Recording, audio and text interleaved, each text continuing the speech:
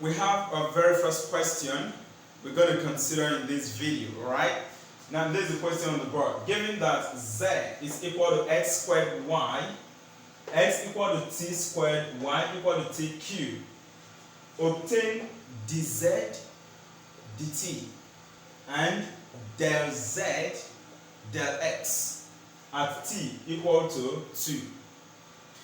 At the end of what we're going to do in solving this problem, please test your zone of proximal development. That's how well you understand what I'm going to do on the board in solving this problem. So you test yourself out by solving this. Is that okay? If w is equal to x squared plus y squared, and then x equal to t, y equal to t squared plus 1, obtain del w with respect to y, that is del w del y, and dw dt at the point t naught equal to 1. This subscript 0 is insignificant. Is that okay? It does not make any sense. It doesn't really affect whatever you're going to do here. Exactly what I'm going to do to these two here, that is what you are meant to do at this point. Is that okay? Alright, let us solve our problem there together and see. The function given to us is z equal to x squared y. Now, this x equal to t squared given and y equal to t cubed, they are known as parametric equation of this function. Is that okay? Parametric equations of this function. Take note of that. That is how they are called. So, according to the problem, we are to obtain dz dt. We don't know. This is total derivative of z with respect to t. A big problem, right? But of course, we're going to play around it. Why it may seem as if it's tough is because z does not have any direct relationship with t here. And when something does not have a direct relationship with you, you don't affect that thing like that, you know. So normally, we can't be able to differentiate z with respect to t looking at this function here. Because z then depends on x and y, not on t.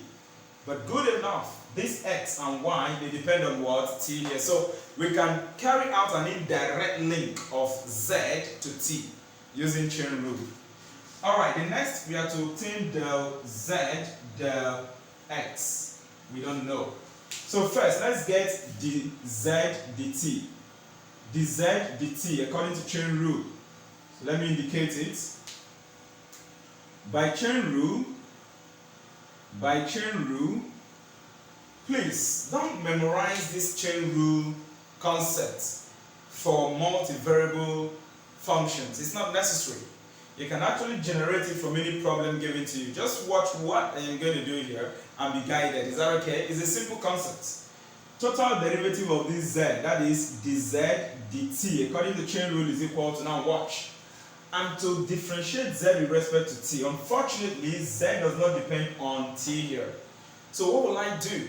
Since z depends on x and y, and then x and y depend on t, I will link z to x partially by partial differentiation. Yes, partial differentiation, because you notice that z depends on two variables here, not only on one variable, on two variables. So we're going to differentiate z partially with respect to x, also partially with respect to y. Then we'll come over here and differentiate that x totally with respect to t. Totally, because x here is a function of t only, function of one variable only. The same thing will differentiate y totally with respect to what? T, because y also is a function of one variable only. So you see how we generate the chain rule formula for the problem. So let us see how it goes. It's going to be partial derivative of z with respect to x. Then link z to t through x. How? Times total derivative, that's the essence of this point here, times total derivative of x times total derivative of x with respect to t. Now you are done with z to x linked to t.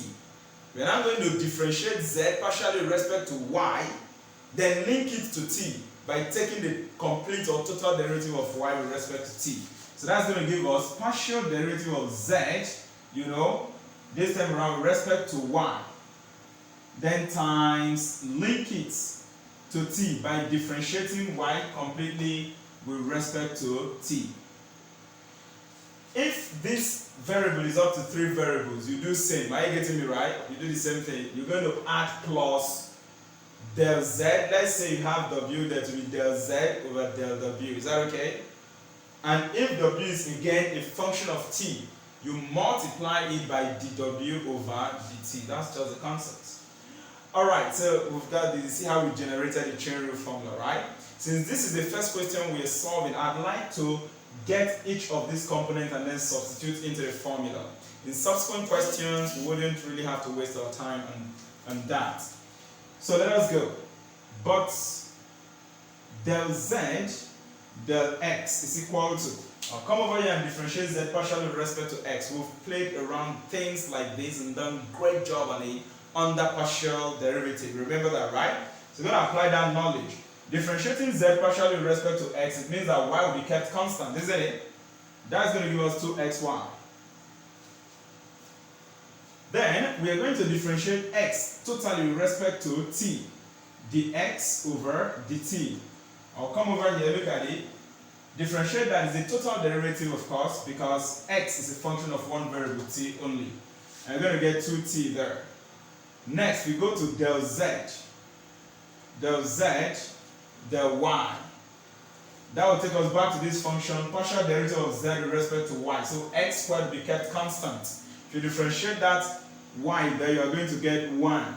1 times the x squared will give us x squared. Finally, dy dt. dy dt is equal to, differentiate this, you're going to get 3t squared. I will not smile because our problem is pretty solved. I have to smile at this point.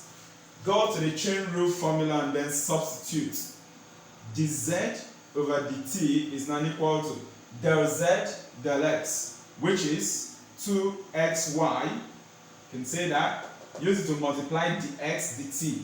dx dt is 2t. Then plus, come over here, del z del y. The value is x squared. So it's going to be x squared. Now we're going to multiply by dy dt, and dy dt is 3t squared. Good. But this is not our answer yet, you know. We are differentiating z with respect to t, so our final result should be a function of t only. Is that okay? So at this point I will say substitute for x and y. I've told you the reason for that. This is dz dt. So our result here is meant to contain only t variable. So let us see what that is going to be. We already know the value of x and y in terms of t there, the parametric equations. So dz over dt is equal to 2 times x is what? T squared. So I'm going to fix t squared there, times y is t cubed, multiplied by 2t here. You can see the substitution. X and y, you fix in t squared and t cubed. Then times 2t plus, come over here, please watch. This x is carrying power 2. X alone is t squared. Are you getting me right? X alone without this square, x alone is t squared. So if you fix in t squared in place of this x, it's going to be t squared raised to power 2. According to power law of indices, when a base is bearing 2 or more powers, simply multiply the powers. Is that okay? So this is going to become t squared raised to power 2. That square times this 2, that is 2 times 2, you get t raised to power 4. So this t raised to power 4, you're going to multiply by 3t squared. What would this give to us? dz over dt will now be equal to 2 times this 2 will give us 4. So that is 4. Now we have t squared, t cubed, and t. You are multiplying them, the same basis, so you use multiplication law of indices. Pick one of the t's and add their powers. So this becomes 4t, this is power 2 plus 3, you get 5, plus power 1, the invisible 1 here, you get 6. Then plus, come over here, this is 3, pick one of the t, add their powers, you get 6. Do you notice that our dz over dt, the result is equal to 7t raised to power 6. Yes, because this is 4t raised to power 6 plus 3t raised to power 6. They are like terms because this t here has the same power. Is that okay? This t here, they have the same power. So you can actually add 4 plus 3, you get 7, then pick one of the t's. Is that okay? Alright, now we've gotten the results in terms of t. But we're given the value of t. So I will write at t equal to 2. At t equal to 2. Let's see what dz over dt would give to us. This is the value of dz dt. So it's going to be 7 bracket. In place of this t, we're going to fix in 2 because that's the value of t given to us from the question. Raised to the power 6. Good. This is going to be equal to 7 times 2 raised to the power 6 is 64. Therefore, dz over dt is equal to, if you multiply this out, 7 times 4 is going to give us 28, right? 8 carry 2. 7 times 6 is 42 plus the 2, 44. So this is going to be 448. And that is the result. Answer. Now we'll go for a short break. When we come back from the short break, we'll simply obtain del z over del x. But is it necessary? I don't really think it's necessary, so I wouldn't come back from the break. Or should I come back? Alright, we're going to come back. But already we know that del z, del x is equal to 2xy. All we need to do is to substitute for x and what? Y, using the parametric equations given. We'll be back from the break. Right, so I'm back from the break. Okay, I had to come back. We want to look at this second part of the question, del z, del x. Actually, we've gotten the answer of this. Are you getting me right? There's just something I want to show you. That's why I had to come back from the break for this second part of the question. Alright, del z over del x. How do we get the value? All we need to do is to check the function where z has a relationship with what? X. And of course, you can see here, z is related to x here. It depends on x here. So we're going to differentiate z partially with respect to x. Of course, you know y will be kept constant. Before the break, we obtained the result to be 2xy. This is meant to be our result. This is meant to be our result. But just because x and y are given in terms of t, we can actually get the value in terms of t. Even though this is not del z, del t, it is not. But we can express this in terms of t because we have a value for x and y in terms of t, and we're giving t to be equal to 2, a number. It means that these x and y are actually numbers, so we can substitute and get a value.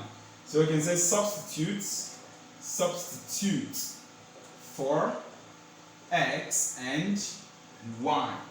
If you do that, it implies that the z over the x is equal to, coming over to this, you have 2 times x, the parametric equation value is t squared, then times y, the parametric equation value of y is t cubed. So that our del z over del x will now be equal to 2t raised to the power 5. Multiplication law of indices here. And then we can now say at t equal to 2, what do you think our del z del x is going to be? Substitute it there, you have 2 brackets 2 raised to the power 5. And 2 raised to the power 5 is 32. So this is going to be 2 times 32. Therefore, del z, right, del z over del x is equal to, that's going to give us 64. And this is the result of the second part of the question. So please, kindly follow the principle that I have applied in solving this question, obtaining dz dt and del z del x. Then test your zone of proximal development with this question. In the next video, we're going to pick a question to solve, again, using a similar principle.